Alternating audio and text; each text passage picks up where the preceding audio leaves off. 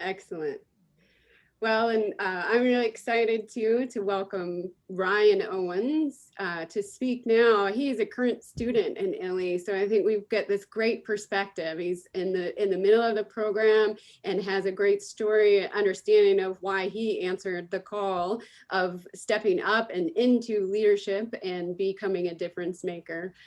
So Ryan, we'd love to hear from you a little bit about your story. Well, thank you so much, Amy. And thanks to all the leaders here with us today, too.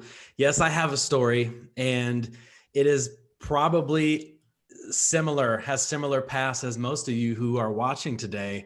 And ILLI has been an absolute godsend in my life. My story, briefly, is to tell you that I started out as a Midwestern young man who was in a sect of religion outside of Christianity or inside Christianity that was very totalitarian, very dogmatic and doctrine. And my heart was closed. It was only for those who were in my group.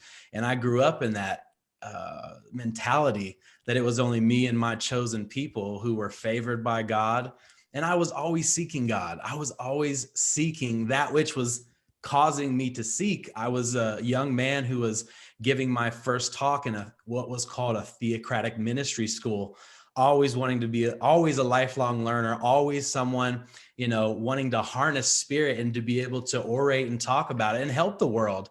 That was my mission. And I started off, like I said, in a sect of Christianity, which as I grew older into the bloom of youth and past, it didn't serve me any longer. I evolved past that. I got introduced to characters in life such as Jim Rohn, who were talking about self-development, who were speaking of spiritual values and principles and not calling it that. And then I met information like Abraham Hicks or Dr. Wayne Dyer that was catching me at a point where I was very lost. I had left my religion. I had left that which had binded me to a certain theology and a certain small boxed in way of looking at God and spirituality. And as I started getting introduced to new thoughts and new leaders out there, I wanted to be a leader, but I knew that I wasn't in the right place to lead. I didn't have the right information because I felt small. I felt God was small. I felt fear.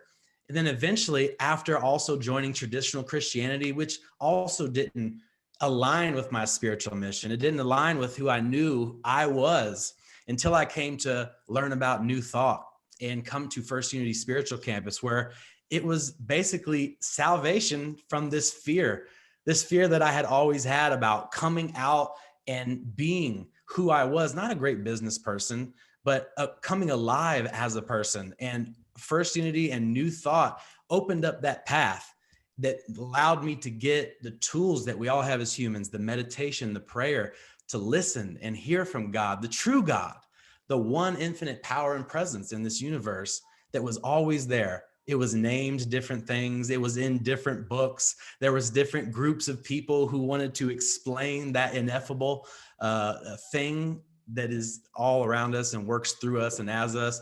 And getting into New Thought to bring it all home, I felt at home. I felt that this mission that I'd always had since a young man of being a leader.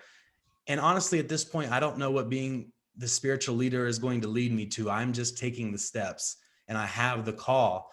And for all of you who have that call, who have been seeking God or seekers or healers, we need you.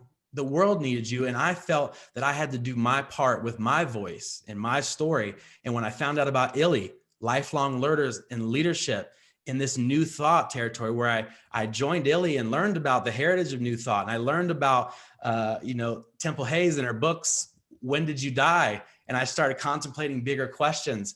And I started finding I'm having the tools now where I can actually go out into the world at my own pace, learn all of these tools that I can show up as a leader that the world needs now, and let go of some of the stories that worked for those men and women of their time. But it's our time now. It's your time. And if you really feel like I felt that I wanted to be a spiritual leader, but I didn't have the right theology or the right dogma or doctrine because I felt small. And now with ILLI and taking this training, I feel alive. I feel big. I feel God is big. I feel like this message, these tools that are explained in the leadership training here and ILLI in general is absolutely befitting what the world needs from leaders now. And I feel like my heart is open. I know that we are not broken. And I know that as I take on this role of leadership, that I don't know exactly what it looks like, I'm in the right place with ILLI to really foster this opening of my heart and the continuance of that, and gaining all these tools that the world needs now. So I hope I brought that all together for you, tell you a little bit about my story and where ILLI met me now.